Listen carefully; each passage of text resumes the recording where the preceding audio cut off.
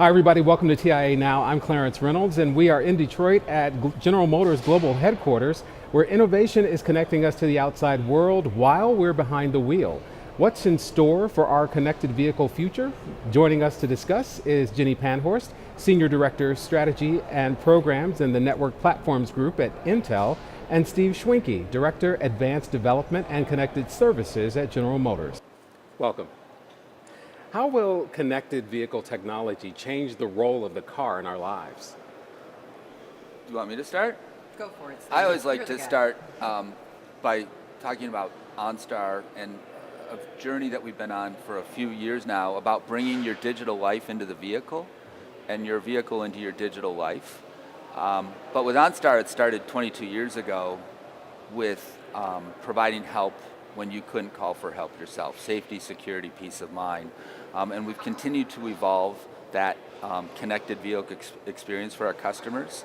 And so every year we're introducing new features, new technologies, and continuing to evolve that integration of your digital life into your vehicle. It's pretty exciting.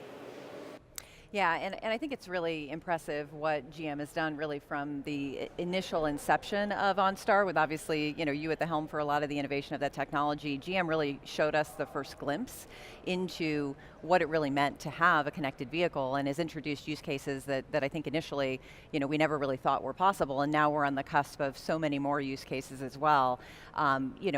Certainly with what we have in place today with connectivity through LTE, but then now with the advent of 5G, we've got a lot of exciting things in store. Yeah, we recently launched a product called Smart Driver, which is really interesting. It gives you a driving score every time you take a trip. And so it gives you hints on how to be a better driver. So it not only is helping you, but it's helping everyone around you that you share the roads with, and what are the things that you can do to be a better steward of the roads. And GM is leading the innovation in vehicle-to-vehicle technology. Are things like smart drivers part of the V2V?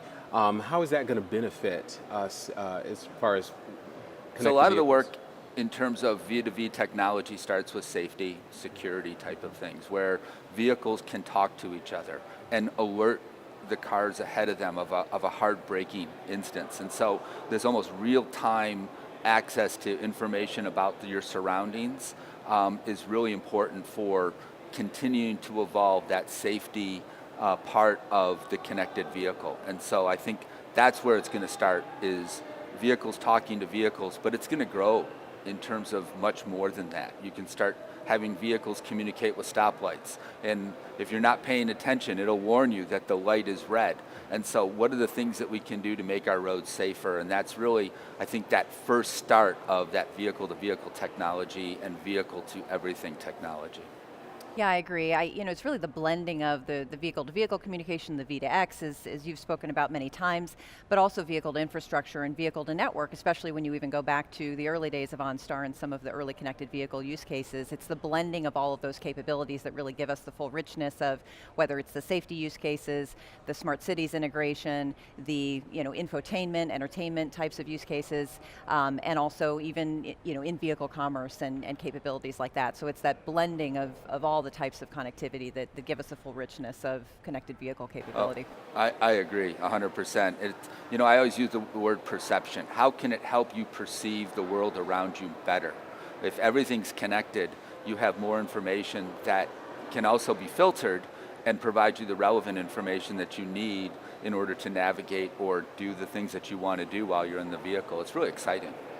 It is. Some of the statistics from the DOT show that traffic fatalities are actually up. How can connected vehicle technology help with safety? So I'll start with advanced driver safety has been really important for General Motors for a long period of time. Again, I'll go back to, it started with OnStar. If you're in a crash, we're going to call for help. But it's grown. We've done vehicles with crash imminent braking, with lane departure warning, lane keep assist, the types of technologies to help you stay on the road, alert you to things that are coming at you. And so the more active safety features that we can put in cars, the better chance that we'll have to reduce the number of accidents that are on the road.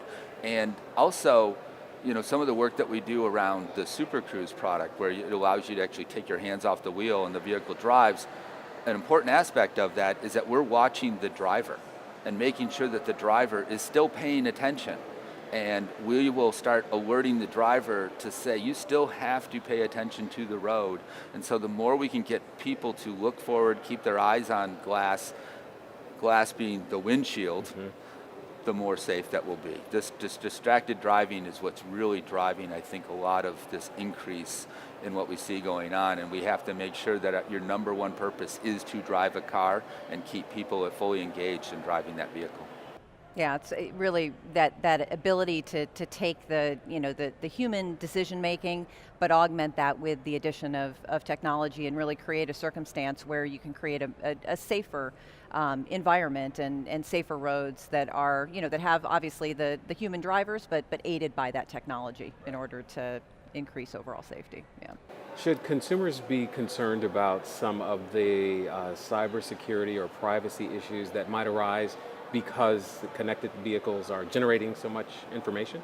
So certainly with the connected vehicle, cybersecurity threats do come into not only our consumers, but mostly into General Motors.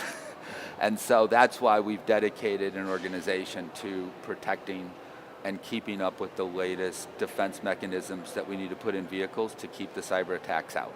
So we've taken cyber defense to the next level at General Motors, led by an individual named Jeff Massimilla. And it's not just the team that's in one part of GM. It's a team that is spread out throughout General Motors.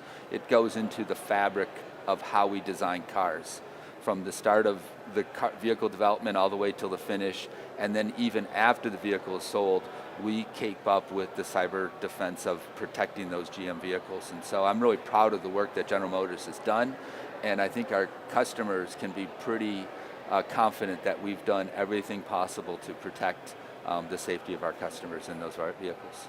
Yeah, security is foundational. It is absolutely essential from the grounds up in any platform you're building, whether it's a car, whether it's any type of other IoT device or infrastructure equipment. And Intel's done the very same thing in terms of dedicating a top-level organization very focused on security assurance and product assurance. And fundamentally, that's the way to go. That's the way to structure and focus and really hone in all of your development efforts around ensuring that security is of utmost concern. And it's not something to fear in terms of the connectivity. It certainly is connectivity that provides those vulnerabilities, but it's also connectivity that provides an opportunity and a conduit for those patches and those fixes to be deployed as quickly as possible. And so we have to ensure that we're really finding the right balance of the connectivity, but also the protection.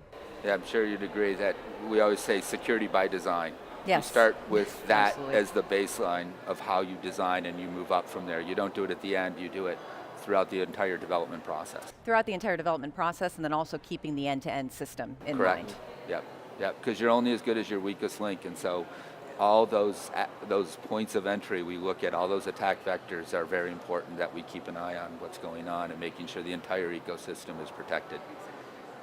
Well, we are glad to have GM and Intel on the job for connected vehicles. Thank you both for being with us. Thank you, Clarence, and welcome to Detroit. Thank you. Home. home for me. you. Yes. Thank you. And of course, thank you for watching. We have more videos you can watch on tianow.org and on our YouTube channel.